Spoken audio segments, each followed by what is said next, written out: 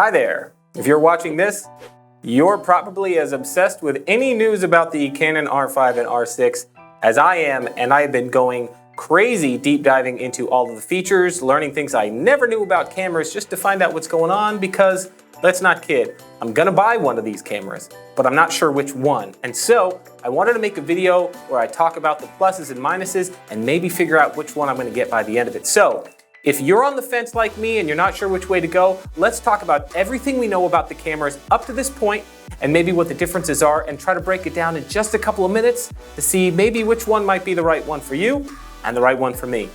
Before we get started though, let me remind you about my podcast. It is a weekly photography-ish podcast that I co-host with my good friend Booray Perry. It's called Photobomb. It comes out every single week and there's a link to it in the description. You can check it out there. Now, let's get into it. R5 or R6. So here's a quick breakdown of the differences between the R5 and the R6. R5 has 8K video, R6 has 4K video. R5, 45 megapixel sensor, R6, right now they're talking about a 20 megapixel sensor. Now that's a huge difference, so I don't know if that's gonna be your deal breaker or not. The R6 is not going to feature a top-down screen for references on your settings, so that means you're gonna be relying on that rear LCD screen quite a bit more. And so you're gonna have to factor that in your decision. According to what we're hearing, the R6 is gonna have a lower build quality. I don't really know what that means, but the R5 should be more weather sealed and more robust than the R6. So depending on what you shoot, you're definitely gonna want one that's gonna be a little more resilient to the elements. They both have dual card slots, but the R5 is gonna feature a CF Express card slot. Now that's a bonus for some, and for others it's not. It depends on whether you have any already, because if you need those, you're gonna have to lay out some money to take advantage of those dual card slots, and those cards are not cheap. Let's not forget about the price.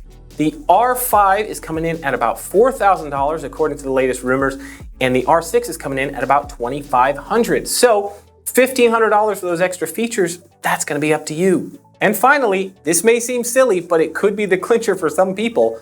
The R6 is reportedly gonna be shipping a month sooner than the R5. That's right, so you'll buy that $2,500 R6 and you'll be able to get it a full month ahead of getting your R5. So is that gonna be a factor for some people? I have no idea. It might be, depending on how patient or impatient you are. So just something else to think about. I'm excited enough about this topic that I actually did some research and I took some notes, and then I decided I was gonna do this huge technical breakdown of these cameras.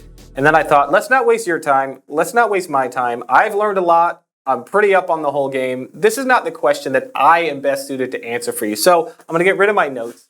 I will put links in the description to where you can find the technical specs up to date on these. But what we need to talk about is what camera I'm thinking about out of these two and why. My perspective is different because I'm a working professional photographer full time.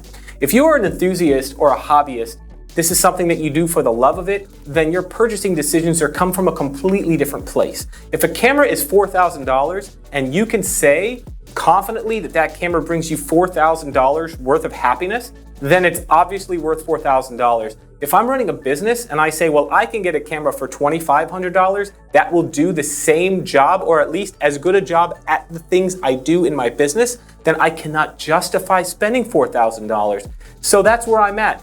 I run a commercial portrait studio. I photograph actors, models, executives. I do stock photography for companies, custom stock photography, product photography, anything commercial.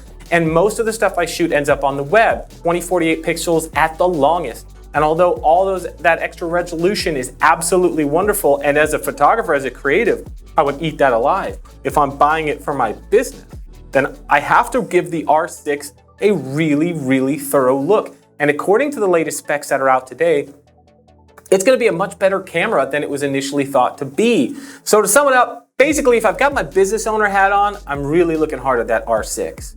If I've got my creative hat on, I'm looking at that R5. But thinking about it, I could almost buy two R6s for the price of an R5, and to have that extra camera in my studio, to have that extra 4K full frame video camera for all kinds of possibilities, that's not a bad deal. So who knows? When they do finally get announced, I want to wait to see the final specifications, the final price, and then I'll make my determination then. But I am really leaning towards the R6 right now, thanks to these new specs that just came out this morning. That being said, I might just Leroy Jenkins the entire thing and just buy whatever I want when it comes out. That's the problem with doing something that you enjoy for a living, with being a creative professional, is the thing that you do for a living is also the thing that you do for fun. So, all right, check it out. Thank you guys for watching the video. Good luck with making a decision. Isn't it just cool to have these cameras to be excited about? I think so too. So subscribe to the channel, like this video so other people see it. Leave me comments and let me know what you think. Are you gonna go with the R5? Are you gonna go with the R6? Do you not know yet? That's cool too. And check out some of my 3-minute tutorials on the channel. You can learn a lot in a very short amount of time. And don't forget about the Photobomb podcast. Thank you for watching till the end, and I'll see you next time.